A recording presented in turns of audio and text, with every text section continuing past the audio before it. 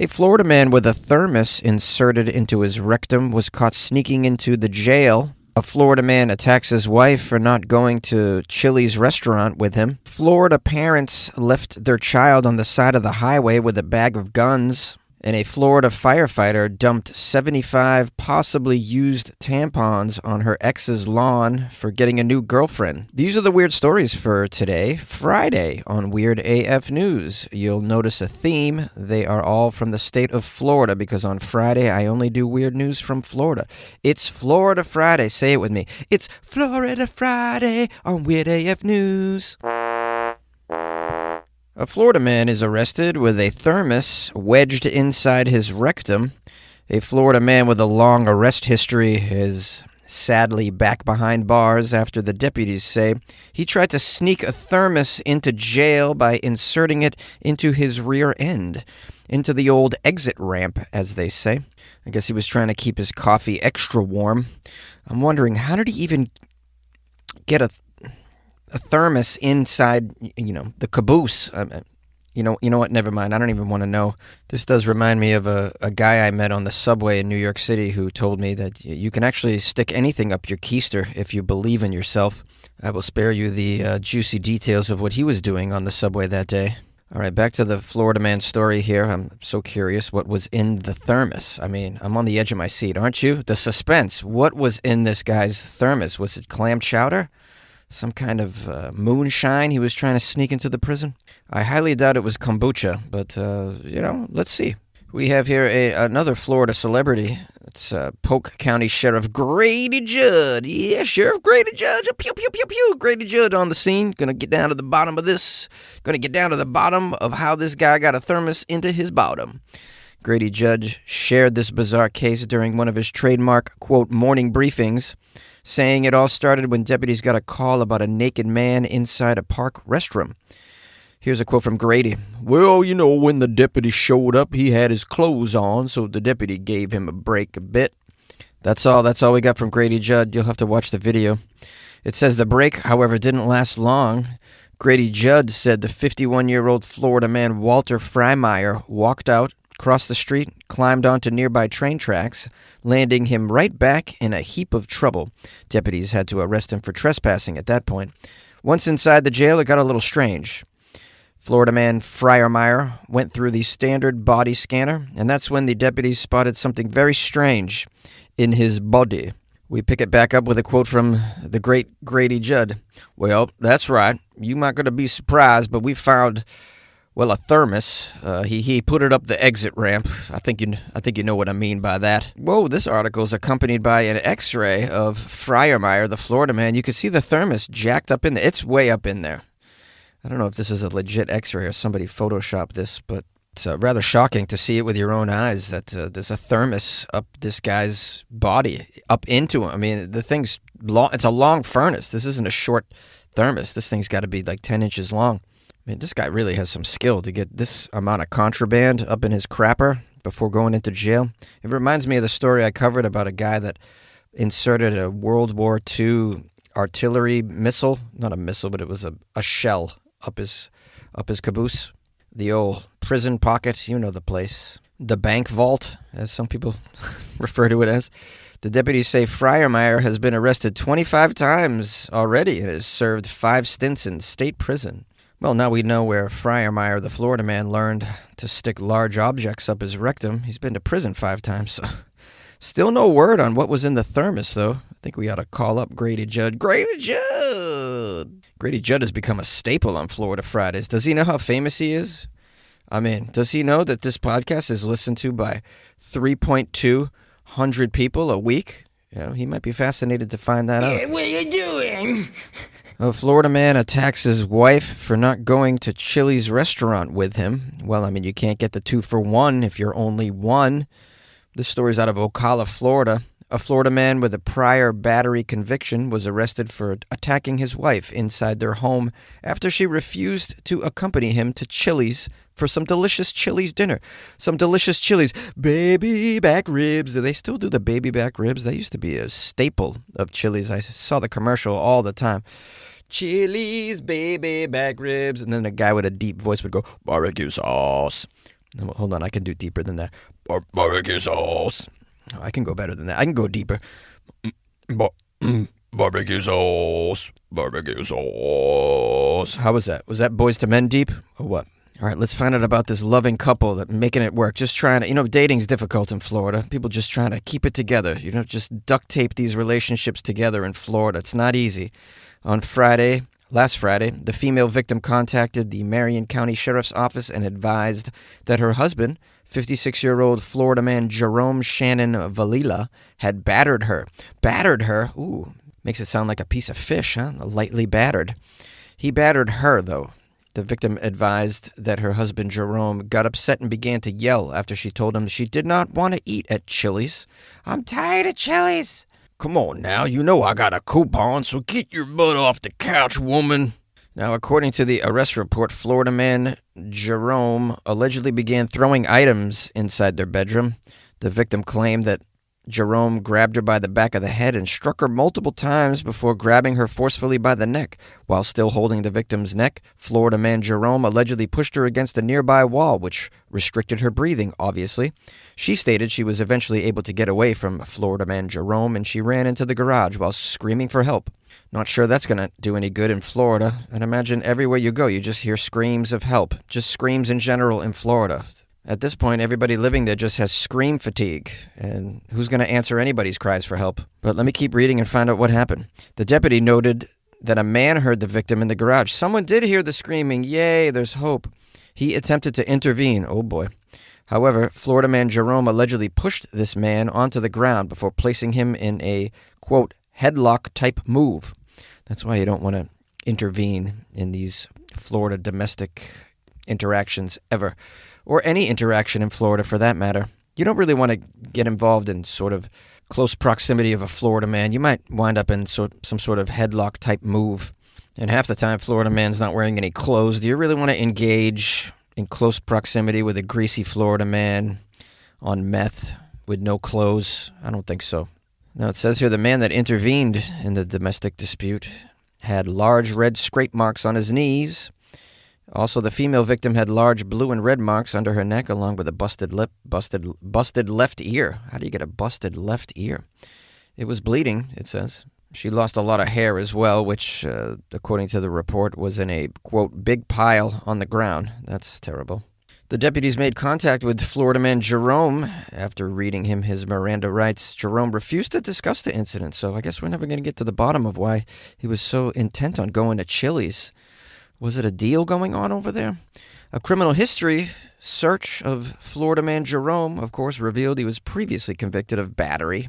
So, kind of guy you want to jump back into a relationship with? What do you got? Only one count of battery in your history? Oh, this is husband material over here in Florida. But you got to really be careful with Florida man when you're in a domestic situation, because at any moment, Florida man might attempt to break your Chili's baby back ribs. Doug. Limu and I always tell you to customize your car insurance and save hundreds with Liberty Mutual. But now, we want you to feel it. Cue the emu music, Limu. Save yourself money today. Increase your wealth. Customize and save, we say. That may have been too much feeling. Only pay for what you need at LibertyMutual.com. Liberty, liberty, liberty, liberty. Savings vary. Underwritten by Liberty Mutual Insurance Company and affiliates. Excludes Massachusetts. Florida parents left their son on the side of the road with a bag of guns. What's surprising about this is actually the Florida adoption process. This is totally normal in Florida to leave your kid on the side of the road with a bag of guns. And the Parents of the Year award goes to Florida man Bradley Leon Guerrero Santos and Florida woman Rosanella Mendiola Borja. They're facing child neglect charges. They were arrested after the police say they abandoned their 16-year-old son on the side of the road with a bag full of guns. Hey, come on, just trying to toughen up the kid. These kids are weak these days. You see, they don't leave the house. They just sit around like big fat blobs eating Cheetos, playing video games. These kids got to get outside, get out there in nature. Get out on the side of the highway with a bag of guns. Yeah, that'll put hair on your chest, as they say. This isn't a crime of any sort. This is good parenting. This is anti-snowflake parental policy. Am I right? Side of the road with your guns. Question, can infants open carry without a permit in Florida? I don't think so. Not yet, but wait a month. That'll be available. Now let's get some details on how this all went down. The police in Northport received a 911 call about a suspicious male who was walking south on northbound side of Interstate 75. An officer approached the boy. It was a boy, a young boy, who they're saying is the suspicious male. The boy reluctantly identified himself as the child of Santos and Borgia, the Florida couple. He said that when he got home from school that day, his parents told him they were taking a little trip. After he walked the family dog, he saw them, quote, frantically throwing clothes into 2 duffel bags before rushing the boy and his 8-year-old sibling into the car. Oh boy, when a Florida couple says we're taking a trip, you want to stay far away. Steer clear, young man. Unfortunately, the teenager was in the car and was told that their destination was, quote, either Guam or Idaho. We're going to either Guam or Idaho. Those are 2 extremes. What do they throw darts at a map? I guess they're either going to Idaho to get away with the crime and remain in the States, or they're going to go to Guam and be in a prison camp. Okay, it says that's allegedly when the Florida parents kicked the boy out of the car, leaving him with 2 semi-automatic pistols in a bag and some cash. He was also told to, quote, take care of the house. Well, they left him with some pistols and cash. That's more than a lot of the parents give their children in Florida. I mean, you could start a life with some pistols and some cash. You know, that's not starting from nothing. I mean, you saw Scarface. Tony Montana didn't even start with pistols and cash. He had to build up to that, you know. And look where he got. That guy was like one of the richest Florida men ever. Now, according to the arrest report, both Santos and Borgia were traced to a senior citizen center roughly an hour away from their home, where they were both arrested. Both are being held in the Sarasota County Jail. The teenager, the boy, explained that his father's very religious and often saddles him with difficult tasks like this in order to, quote, test his mental fortitude. Dad's just tested me again. Wow, what a psycho. Just what else has he done to his son? Tied him to a python tree? That's good for him. Puts hair on his chest. I'll tell you right now, ain't no way my son's gonna be a sissy. I threw him to a whole pack of coyotes and gave him nothing but a slingshot. He survived. Lost an ear, but he's here. Got to toughen him up. Now, next thing I'm going to do is feed him to the sharks, but I got to figure out how to get my hands on a boat first. According to the boy's report, his father told him, quote, he was the chosen one as he kicked him out of the car. I could have used that quote a little earlier. That's so funny. You're the chosen one. Take these guns. Look out for the house. Don't forget to take out the trash and kill all intruders. They used to do this to kids way back in the pioneer days. Do you remember? You ever watch like an old Western movie? The dad would have to like leave the ranch to go on a mission, usually a gunfighting mission. He'd be like, all right, son, take my guns. You protect the family while I chase down that bastard that killed my brother Willie. And then the son was left alone on the ranch. Be like, okay, Pa, I'll do my best, Pa. I always called him Pa. All right, I've gone off the rails a little bit with some history. Let's get back into the details. It says the boy's phone died as he walked home with the guns, leaving him unable to contact his parents or anyone else for help. Well, I don't think you calling your dad is the answer to any of this. Eventually, the police drove this poor boy back to his family home in Northport, where they discovered quite a scene with, quote, firearms laying out in the open everywhere. What a disaster. It's funny how the National Guard was sent to Portland, but Florida's not even a consideration. I mean, bro, what are you doing? Send the National Guard to Florida. This place is out of control. Guns everywhere. And they're making Floridaman nonstop. When did making plans get this complicated? It's time to streamline with WhatsApp, the secure messaging app that brings the whole group together. Use polls to settle dinner plans. Send event invites and pin messages so no one forgets Mom's 60th. And never miss a meme or milestone. All protected with end-to-end encryption. It's time for WhatsApp. Message privately with everyone. Learn more at whatsapp.com. A Florida firefighter dumped 75 possibly used tampons on her ex's lawn for dating a new girl. Geez, that's a lot of tampons. Where did she get 75 possibly used tampons? I guess she must have pulled some strings. And what I find funny up top is the possibly used phrase. I mean, it's pretty clear if they've been used or not. But let me keep reading. Maybe the detectives in this city aren't too bright. A firefighter was accused of stalking after she allegedly dumped 75 possibly used tampons onto her ex-boyfriend's lawn when she learned that he was dating a new woman. The Volusia County Sheriff's Office was contacted by a lady after she and her boyfriend woke up to find a large pile of tampons, possibly used, on their front lawn. They were described as stained red, as if they were, quote, possibly used. Yeah, they're probably used, but, let's not make assumptions. Get your best detectives on the case. Find out if they've been used or not. I'm sure there's some tests you can do, like look at them. I love to picture some deputies really taking this seriously. All right, guys, we got 3 piles for the tampons, all right? You're going to go through them. You put your gloves on. You don't need to, but you should. All right, 1 pile is for definitely used. Another pile is for definitely unused. Another pile, possibly used. All right? Are you with me? And then somewhere in there is a guy that's been on the force for 20 years. Jeez, 20 years on the force and I'm counting tampons. Where am I going with my life here? In addition to the pile of tampons as evidence, police reviewed some security camera recordings that showed a pickup truck driving past the house at 10 p.m. A woman allegedly sat in the truck bed until traffic cleared, at which point she jumped out of the back of the truck and threw 75 tampons into the front yard, also known as 75 red flags.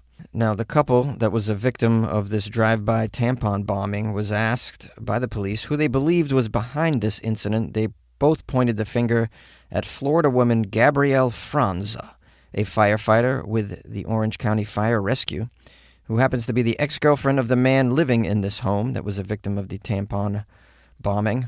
They said it was likely her, quote, demonstrating that she was not pleased that her ex-boyfriend was dating a new person. They claim she previously made multiple social media posts, quote, talking badly about them and the fact that they are now together and happy.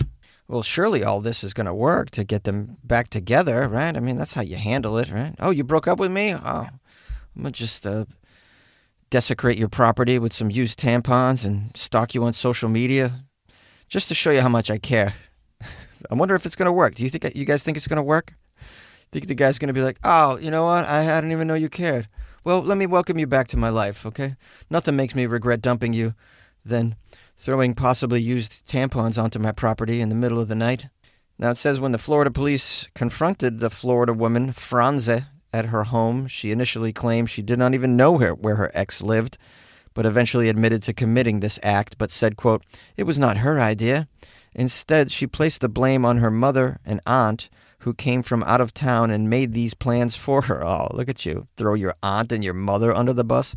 What a piece of garbage person this is. Horrible. The woman also claimed that while her mother and aunt were in town, all 3 of them purchased the tampons together and then painted them red to make them look like they had been used. Then the 3 of them drove to the ex-boyfriend's house and dumped the tampons. Oh, they purchased them and then painted them. I had this strange idea in my head that she actually saved these over months and months, just kept them in a mini fridge in her apartment or something, which is really crazy to think about. If you're going to collect and stockpile used condoms for the specific purpose of stalking and antagonizing, harassing, really, your ex in a very morbid, disgusting way, I might add, and with no concern for the environment. These tampons aren't biodegradable, most of them. The police eventually arrested Franz and charged her with 2 counts of misdemeanor stalking, saying the incident was done with the sole purpose to harass her ex and serves no legitimate purpose otherwise. Yeah, I agree. I mean, what other legitimate purpose could you chalk this up to? I mean, where do you go with an excuse? I mean, you could say, oh, I was just dropping off some Halloween decorations, these used tampons, but throwing used tampons in someone's yard. In case you guys forgot, this is just a reminder that we descend from monkeys that for millions of years threw their own feces at each other when they were displeased. That's us. We've evolved slightly, most of us, but none of that evolution has taken place in Florida. Hey, everybody, how are you? This is your host, Jonesy. Grateful to be here serving you. with the Florida Friday episode, and a big shout out and thanks to all of you that sent me Florida stories in the past 48 hours. Very helpful, very helpful. You can always email me, funnyjones@gmail.com. I'm on the gram at Instagram, which is at funnyjones. Please follow me and say hello. I would appreciate that. I'm going to keep this very, very brief because I know you're trying to enjoy your weekend here. Maybe you're watching some football with Weird AF News playing in the background. I don't know why you would do that, but maybe you are. I have no idea. Anyways, I hope you have a lovely time with loved ones and friends, enjoying yourself. The weather's still fine in SoCal, and I'm enjoying myself as well. I can't play softball right now because I got a torn rotator cuff still that I'm rehabbing, going to physical therapy twice a week. We're doing okay in that department. But I'll get back on the field soon and keep living my dream. If you guys want to support the show, because maybe you want to scratch off or something, go to weirdafnews.com where you can buy me a coffee or join the Patreon. That's the way to do it. Join the Patreon. That's a cool thing to do. You get extra weird content in the Patreon, just FYI. And you get to become a member of a really cool little Weird AF News fan club in there. Very, very quality people. Seem to enjoy the experience, so give it a shot. weirdafnews.com. And good luck with your life, man.